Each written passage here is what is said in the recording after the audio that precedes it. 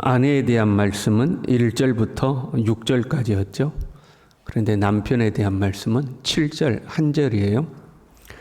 남편에 대한 권면이 훨씬 짧죠. 꼭 아내에게 권면하고 나서 남편에게는 안 하기 아쉬우니까 남편에게 한마디 하는 것처럼 남편에게는 딱 한 절로 되어 있죠. 그러나 원칙은 같아요. 이와 같이 이렇게 되어 있죠. 이와 같이 아내들에게도 아내들아 이와 같이 같은 원칙이라는 말씀이에요. 모든 제도와 왕과 총독에게 순종하듯이 까다로운 주인에게도 순종하듯이 아내가 남편에게 순종하듯이 이와 같이 남편들도 이렇게 해라 그런 말씀이죠. 거룩인과 나그네의 삶에서 주를 위하여 살듯이 하나님께 영광이 되도록 살듯이 제사장의 역할을 감당하며 살듯이 이와 같이 남편들도 그렇게 하라. 같은 원리의 말씀이죠. 말씀은 짧아도 원칙은 같은 거예요.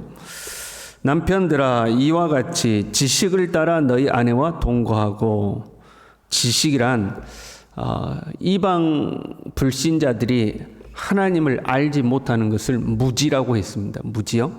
1장 14절에 전에 알지 못할 때에 따르던 너희 사욕을 본받지 말고, 알지 못하는 걸 무지죠. 2장 15절에는요. 곧 선행으로 어리석은 사람들의 무식한 말을 막으시는 것이라. 그러니까 하나님을 알지 못하는 것을 무지요, 무식이라고 이야기하고 있거든요. 그러니까 지식이란 하나님을 아는 지식을 의미하고 있죠. 특별히 결혼과 부부 사이에 대한 하나님의 뜻, 하나님의 질서를 아는 지식을 의미하는 거죠. 이방인들이 생각하는 결혼의 개념이 아니라 하나님이 만드신 결혼 제도에 대한 이해 안에서 결혼 생활을 해야 된다. 당대의 사람들이 하는 것처럼 그렇게 하는 게 아니라 하나님이 정해 놓으신 하나님의 질서를 따라 아내와 함께 생활할 수 있어야 된다. 이제 그런 말씀이죠. 당대 여성들은 남성의 소유물로 여겨지던 시대였습니다. 정치적으로나 종교적으로나 사회적인 특권에서 남성들하고 비교할 수 없는 열등한 위치에 있었죠. 그런데 하나님은 그 여성을 열등한 존재로 만들지 않았다. 그런 말씀이에요. 세상이 아내를 대하듯이 그렇게 하지 말고 하나님의 뜻대로 아내를 대하라 하는 거죠. 아내들에도 그렇게 이야기했잖아요. 당대 여성들이 머리를 꾸미고 금을 차고 아름다운 옷으로 자기를 꾸미는 것처럼 하지 말고, 여성들에게도 당대 여성들이 하듯이 하지 말라. 지금 남성들에게도 당대 남성들이 하듯이 하지 말라 그런 말이죠. 그를 더 연약한 그릇이요. 그 여성은 신체적으로 힘이 남자에 비해서 약하고 정서적으로도 상처받기가 쉽죠. 예민하죠. 또 이렇게 말하면 그 성차별이라고 이야기하는 분들이 있어요. 요즘은 뭐 말을 못하게 해요. 그 목사님 그 성차별적 발언입니다. 그렇게 하는. 근데 여러분 차별과 차이를 구분해야 돼요. 보편적으로 남자가 힘이 더 셉니까? 여자가 힘이 더 셉니까? 남자가 힘이 더 세죠. 스포츠 경기에서 남성 경기 따로 있고 여성 경기 따로 하잖아요. 그 남자하고 여자하고 권투시합하면 어떻게 돼요? 그 상대가 안 되죠. 비교가 안 되죠. 개중에 뛰어난 힘을 가진 여성들이 간혹 있지만 보편적으로 하면 남성들이 힘이 더 세죠. 그걸 차별이라고 하면 안 되는 거죠. 차이가 있는 거지 차별하는 것은 아니죠. 어찌됐든 간에요. 신체적으로도 약했고 당대에는 사회적으로도 불리한 위치에 있었죠. 그런데 그러니까 그를 더 연약한 그릇처럼 여겨주라 하는 거죠. 그럼에도 불구하고요. 생명의 은혜를 함께 이어받을 자. 당대의 세상에는 차별이 있었어요. 어떤 부분에 있어서는 남녀가 차이가 존재하기도 해요. 그러나 하나님의 유업을 물려받는 데 있어서는 동등하다 그 말이에요. 그를 연약한 그릇이지만 생명의 은혜를 함께 이어받을 동등한 자로 여기라 하는 거죠. 이런 말씀은 당대의 생각과는 다른 말씀이었습니다. 과거 우리도 그 여성을 차별하던 때가 있었잖아요. 여자 같아가지고 말이야. 어디 여자가 뭐 이렇게 할 때가 있었잖아. 그래서 여성들은 공부도 안 시켜주고 차별하고 사회적 대우에 있어서도 차별이 심하던 그런 시대가 있었잖아요. 그런데 하나님 앞에서는 동등하다, 생명의 은혜를 함께 이어받을 자다, 이제 그런 말씀이죠. 그래서 어떻게 해라? 귀히 여기라 하는 거죠. 그래서 귀히 여기라는 것은 약한 물건이나 사람을 내가 자비를 베풀어서 보호하고 돌보아라 하는 그런 의미가 아니라, 여기서 귀히 여기라 하는 것은 존중하라 그런 말씀이에요. 2장 17절에 보면요, 끝부분에 하나님을 두려워하며 왕을 존대하라 이렇게 되어 있죠. 그 존대하다라는 단어와 똑같은 단어를 사용하고 있어요. 왕에게 예의를 갖추고 왕을 존대하듯이 아내에게 예의를 갖추고 아내를 존대하라 그런 말씀이에요. 당대에요, 아내들에게 남편에게 순종하라 이렇게 명령하는 것은 자연스러울 수 있어요. 그런 사회적 분위기였으니까요. 아내들에게 야 남편에게 순종해야지, 그건 자연스러워요. 남편에게 아내를 왕을 존대하듯이 존대해라 하는 것은 좀 파격적인 명령인 거죠. 지금 하나님이 그 명령을 남자들에게 하고 있는 거예요. 뭘 위해서요? 이 또한 주를 위하여 그렇게 하라 하는 거죠. 주를 위하여 왕에게 순종하듯이, 주를 위하여 까다로운 주인에게도 순종하듯이, 주를 위하여 아내가 남편에게 순종하듯이 남편들도 주를 위하여 아내들을 존중하라 하는 거죠. 그러면서 이런 말씀을 하고 있는 거죠. 이는 너희 기도가 막히지 아니하게 하려 함이라. 무슨 말이에요? 너희가 아내를 존중히 여기지 않으면 너희 기도가 하나님 앞에 막힌다 그런 말이에요. 너희가 아내를 존대히 여기지 않으면 너희가 아무리 기도해도 너희 기도가 하나님께 가지 못하고 중간에 막힌다 그런 말씀인 거죠. 여기서 막히다라는 단어는 길 가운데를 막아 서서 막거나 아니면 중간에 끼어들어서 나의 진로를 방해하는 것을 의미해요. 데살로니가전서 2장 18절에요. 나 바울은 한 번, 두 번 너희에게 가고자 하였으나 사탄이 우리를 막았도다. 나는 가기를 원하는데 사탄이 내 길을 막았다는 거예요. 로마서 15장 22절에도요. 내가 너희에게 가려 하던 것이 여러 번 막혔다. 나는 가기를 원했는데 막혔다는 거예요. 그러니까 너희가 하나님 앞에 기도하고 응답을 받기를 원하지만 너희 기도가 막힌다는 거예요. 어떻게 하면요? 아내를 존중하지 않으면 너희가 아무리 기도해도 하나님 앞에 너희 기도가 가로막혀서 너희 기도가 하나님께 상달이 되지 않는다는 거죠. 큰 틀에서 보면요, 사람과의 관계가 막히면 하나님과의 관계가 막히죠. 그래서 너희가 하나님 앞에 예물을 드리려다가 형제와 불화한 일이 생각나거든. 그 예물을 제단 앞에 두고 가서 형제와 화목하고 와서 하나님 앞에 제물을 드려라 이렇게 돼 있죠. 그렇지 않으면 하나님이 받지 않는다는 거죠. 사람과의 관계가 막혀 있으면 하나님과의 관계가 막힌다는 거죠. 그런데 사람과의 관계에 있어서 가장 첫 번째 관계가 뭐예요? 부모 자식 아니에요. 첫 번째 관계는 부부 관계잖아요. 사람과의 가장 첫 번째 관계인 부부 관계에 있어서 더 연약한 아내와의 관계가 막혀 있으면 하나님과의 관계가 막힌다는 거예요.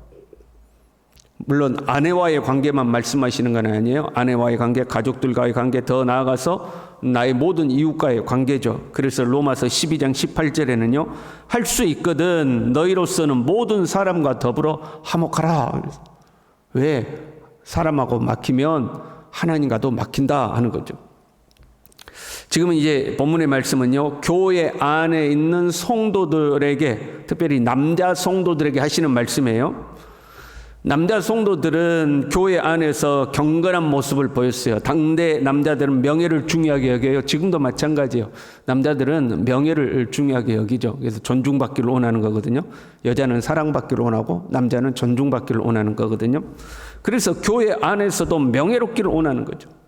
내가 신앙인의 모습으로 사람들에게 인정받기를 원하는 거죠. 아우 저 김 집사 참 믿음 좋아. 아우 조 장로님 참, 우리 교회는 조 장로가 없지. 장 장로님 참 믿음 좋아. 이제 이런 말 듣기를 원하는 거죠. 그러니까 교회에 오면 경건한 모습으로 사람들에게 칭찬받을 만한 모습으로 하는 거예요. 그리고 기도하고, 특별히 지금도 그렇지만 남자들이 주로 대표기도 하잖아요. 우리가 주일 대예배는 거의 남자들이 기도하잖아요. 수요일 날은 우리 권사님, 집사님, 여자 집사님들이 기도하지만 남자들이 탁 대표기도, 회중들 앞에서 대표기도도 탁 하는 거예요. 기도도 잘했어. 그런데 집에 가면 그렇지 않은 거예요.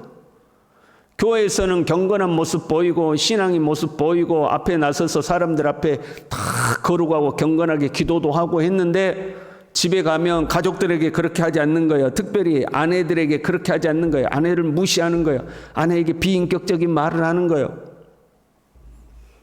이 사람의 기도는 하나님이 받지 아니하신다 그런 말이에요. 사람들 앞에서는 신앙인 것처럼 보였지만 보이지 않는 곳에서 그렇지 못한 자의 기도를 하나님이 받지 않는 거예요. 왜? 하나님 앞에서는 불의한 자이죠. 하나님 앞에서는 그 사람은 불의한 자예요. 우리 교회에 이런 사람이 있다고 한번 해봐요. 이 사람이 세상에서 엉망으로 살아. 불의한 일을 저지릅니다. 부정을 저지릅니다. 거짓말도 잘하고 욕도 잘하고 남의 거 훔치고 사기치기도 잘합니다. 세상에서 그렇게 살아요. 가정에서도 그렇게 엉망으로 살아. 아내한테 소리 지르고 자식들한테 큰 소리 치고 뭐 그렇게 살아. 그런데 교회에 오면 그렇게 잘할 수가 없어요. 목사님한테도 잘하고 성도들에게도 잘하고 봉사도 잘하고 그렇게 잘할 수가 없어요. 그런 김 집사가 하나 있다고 해봐요. 그러면 제가 성도들 앞에서 여러분 이 김 집사가 얼마나 훌륭한 사람인지 아십니까? 칭찬할까요? 안 할까요? 성도들 앞에 공개적으로 우리 김 집사가 진짜 훌륭한 사람이다 해요? 안 해요? 안 하죠. 그 사람의 그런 교회 밖의 생활을 모르면 모를까?